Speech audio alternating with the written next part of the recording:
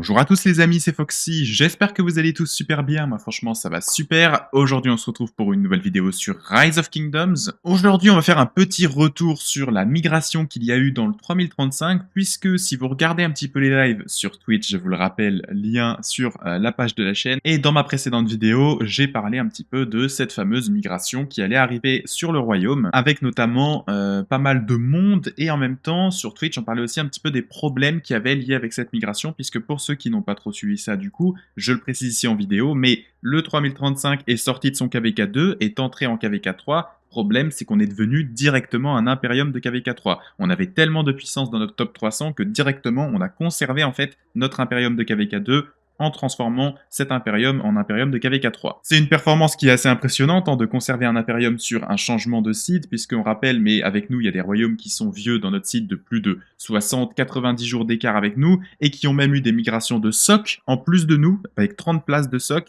et qui pourtant n'ont pas réussi à nous empêcher d'être Imperium, alors même qu'on avait quand même un petit peu rempli des hôpitaux et tout ça avant tout. Suite à ça, on a décidé quand même d'accentuer les choses et de remplir les hôpitaux et de tuer les armes de siège. Alors, remplir les hôpitaux, c'est quelque chose qui, d'après l'élite, ne fonctionne plus.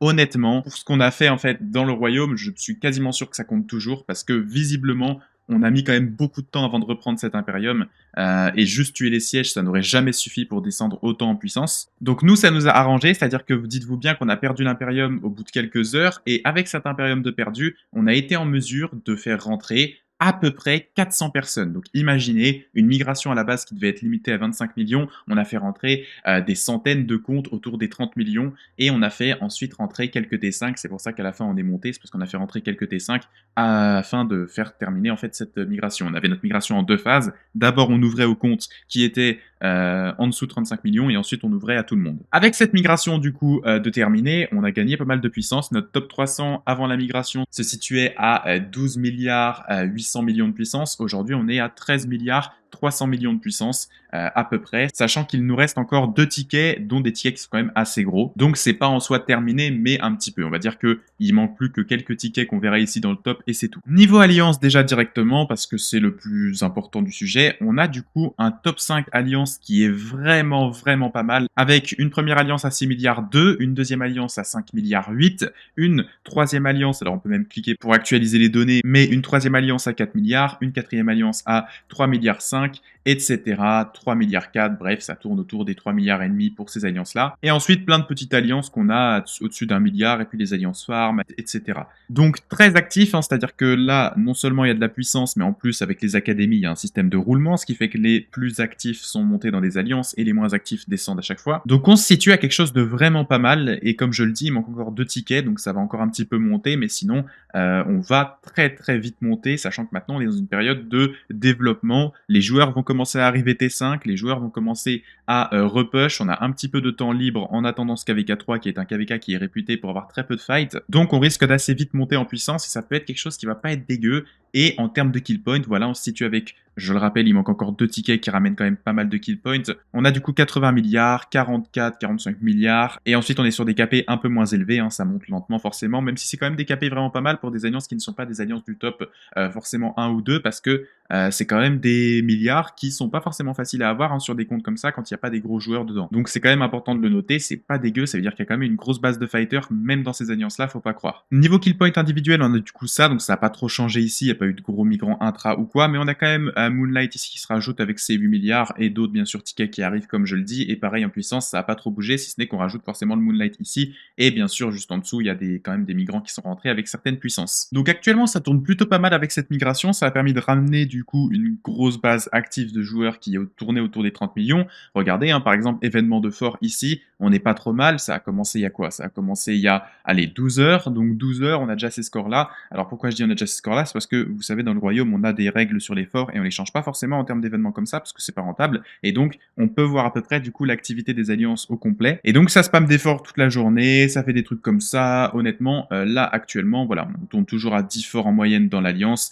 ça n'arrête pas, et c'est tout simplement ce qu'il faut faire dans un KD comme ça. Et donc, actuellement, Niveau activité, on est vraiment pas mal, même les pics d'alliance, hein, vous savez, j'aime bien regarder les pics d'alliance, on tourne partout à 50 et cetera, un peu plus à chaque fois, de membres dans ces pics d'alliance et même les alliances qui sont pas forcément, des alliances qui sont même en zone 3 ont pas mal de monde dans leur pit. Alors les académies, pas forcément toutes, mais certaines académies, elles sont quand même pas mal actives, avec du monde dedans. Bref, le KD est vraiment très actif, beaucoup de joueurs, beaucoup de comptes, même les comptes farm sont présents dans les alliances, etc.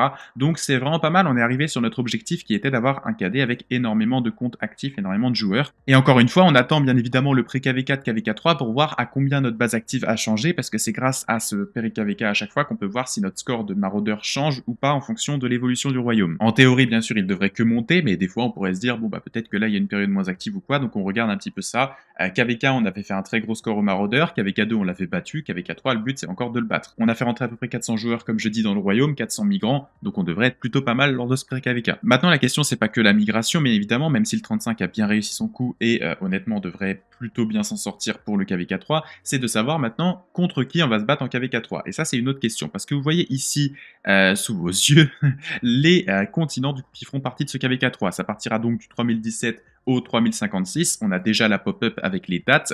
Donc le matchmaking se fera le 17 août. Et du coup, à partir du 17 août, on aura à peu près 7 jours normalement pour choisir nos alliés dans un format AABB apparemment. Si on est bien du coup dans ce fameux format AABB, on va devoir choisir un autre royaume A et 2 royaumes B. Alors on a déjà, je l'avais dit en live, nos contacts au niveau des royaumes pour les KD qu'on va choisir en tant qu'alliés. On les a pas tous, mais on va discuter avec certains. Et pour certains, c'est déjà acté. Donc ça, c'est de la diplomatie, c'est un côté de l'histoire, et bien évidemment on verra pour faire un KVK équilibré, voire un KVK même peut-être un petit peu pas forcément en faveur du 35 sur certains fronts, parce que forcément le but c'est pas qu'il y ait un KDA, parce que honnêtement pour avoir fait les scans je peux vous le dire, les KD qu'on a dans notre KVK ne sont pas à la hauteur du 3035 à l'heure actuelle, notamment avec les migrations. Et donc l'idée c'est pas d'avoir un KVK one-sided et de prendre que les meilleurs alliés possibles, même si on pourrait, parce que ça va pas être drôle d'avoir un KVK où en fait on gagne en quelques heures le Kingsland, mais sans aucune difficulté, tout ça parce qu'on a tous les meilleurs alliés. Donc on verra comment ça se passe pour ce KVK là, on va pas non plus prendre des alliés éclatés pour perdre ce KVK, hein, c'est pas le but, mais on va en tout cas jauger notre alliance. Je rappelle que le KVK 3 c'est un KVK qui est quand même assez long, avec très peu de fights, avec un scénario du coup qui se base sur du fight en map, avec des hôtels et des ruines qui sont limités à une marche par personne dans la logique,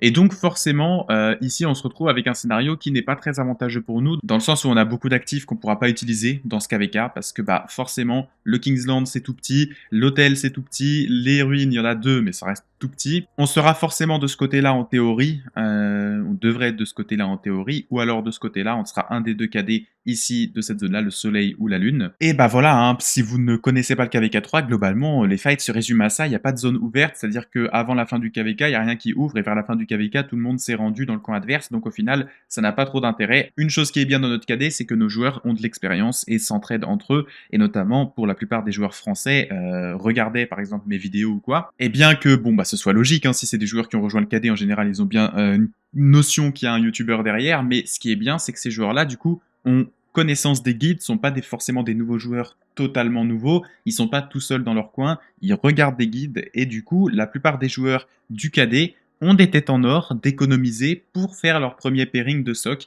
ce qui fait que dans les ruines, on risque d'être vraiment solide grâce à des joueurs qui auront des Nevsky Jeanne d'Arc, qui auront, même peut-être certains vont partir sur UO, je ne sais pas, mais qui auront en tout cas des commandants méta, avec même du Zugé vers la fin du KVK ou quoi, de près, pour l'open field, ça risque de faire très mal. On l'a déjà vu par le passé, mais le Royaume, il a aussi du coup cette base de joueurs qui veut apprendre, qui veut être compétitif, et donc ce qui est bien, c'est que sur l'open field, on fait la différence avec très peu de joueurs qui jouent Bélisaire, par exemple, quand on est dans notre map, beaucoup de joueurs qui axent leur pairing sur les Murder Balls, et beaucoup de joueurs qui vont justement sur les bons commandants pour faire des fights en Murder Balls, ce qui est aussi une grosse force pour un KD comme celui-là. C'est vraiment que les joueurs font pas n'importe quoi au niveau de leurs pairings, et ça fait la différence sur l'open field. Donc on verra nos alliés. KVK 3, ça risque quand même d'être assez intéressant de faire des petits lives pendant les ruines et les hôtels, etc.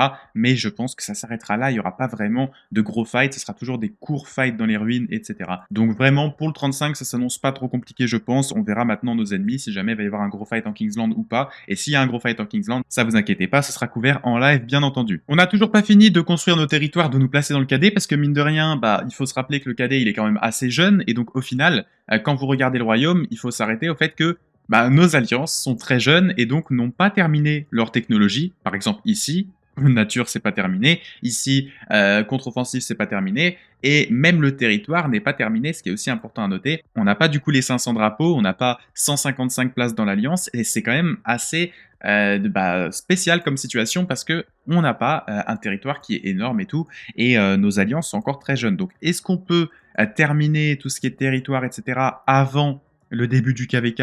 C'est très peu probable parce que c'est très cher, mais on s'en rapproche, et pour la SOC, du coup, on devrait enfin atteindre le moment où on sera terminé, où on sera maxé en termes de territoire. Et en SOC, bien entendu, pour ceux qui s'intéressent à la SOC dans le KD, les migrations se feront, mais attention, on a 150 places uniquement, et donc pour la première SOC, la SOC saison 4, si vous postulez, attendez-vous à ce qu'il y ait une sélection et qu'on prenne juste les meilleurs profils qu'on a de tous ceux qui postulent. C'est-à-dire que vous êtes nombreux, vous postulez, et on crop juste les 150 et on en garde 150 des meilleurs. Ça se passera comme ça pour la saison 4, et pour la saison 5, là il y a 500 places, donc ce sera beaucoup plus light, beaucoup plus spécial, mais attendez-vous à ce qu'on contrôle vraiment le top 300, et donc ça va pas forcément passer. Si vous avez 90 millions de puissance mais 1 milliard de KP par exemple, ça ne passera pas, alors que si vous avez 50 millions de puissance pour 1 milliard de KP ou 60 millions de puissance pour 1 milliard de KP, là ça passera pour vous par exemple. Donc préparez vos comptes si ça vous intéresse de migrer dans le 35 d'ici là. On voit très loin, mais ça peut être quand même intéressant. Je pense parce que, encore une fois, le 35, il cherche à avoir un bon nombre de joueurs actifs.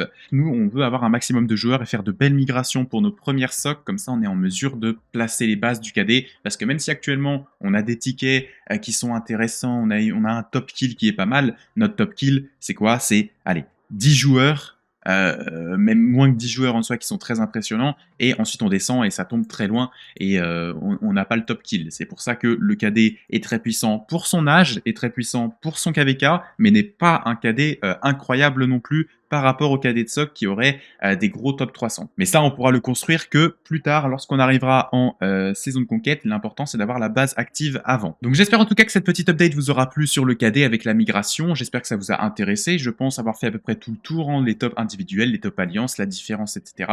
Notre top 300 et notre KD en lui-même va bien gagner en puissance, puisque comme je dis, on est dans une période de développement où on va spammer du coup les taxes pour avoir les ressources, on va spammer les buffs de construction, de recherche, de training, pour que les gens se préparent aussi un maximum. On aura le pré-KVK qui arrivera avec pas mal de points d'action, je pense, vu comment ça spam les forts, et aussi bien entendu forcément pas mal de training sur cette phase 2 avec le nombre de comptes qu'on a. Et on verra ce que ça donne pour du coup le KVK en lui-même, avec justement ces fameuses étapes de Soluna. Comme vous le savez, le système de KVK 3 fonctionne avec un système de quête de camp à chaque fois, avec 5 étapes différentes. Ça peut être vraiment très intéressant de voir les scores qu'on fera aussi sur ces étapes-là. N'hésitez pas à lâcher le petit like, le petit abonnement, ça fait toujours plaisir. Si vous êtes en dessous de 25 millions de puissance, mais que vous êtes toujours dans la même saison que le 30 et 35, vous pouvez essayer de migrer dans le KD. Il faut juste être bien en dessous des 25 millions de puissance, et vous pouvez essayer de le faire. Si vous avez des comptes farm qui sont assez vieux et que vous voulez les faire migrer dans le royaume, vous pouvez essayer de faire en sorte qu'ils soient AFK pendant 30 jours pour voir si vous n'avez pas la possibilité de migrer dans le 35. Sur ce, je vous dis à ce soir pour un petit live sur la chaîne Twitch, parce que je vais faire ce soir sur la chaîne Twitch un petit opening de l'événement de l'œuf. Donc n'hésitez pas à venir si ça vous intéresse. Comme ça, je peux vous montrer ma mauvaise chance en live. On fera peut-être un petit peu de crafting aussi, peut-être 2 pièces craft légendaires, dont une de récolte, ça va être incroyable. N'hésitez pas à venir faire un petit coucou. Salut tout le monde, c'était Foxy. Si la vidéo t'a plu, n'hésite pas à t'abonner à la chaîne et à activer la cloche des notifications, ça m'aide énormément et je t'en remercie. Tu peux aussi aller jeter un coup d'œil à ma chaîne secondaire Foxy Battles, sur laquelle je poste régulièrement des replays d'Arc d'Osiris et de KVK.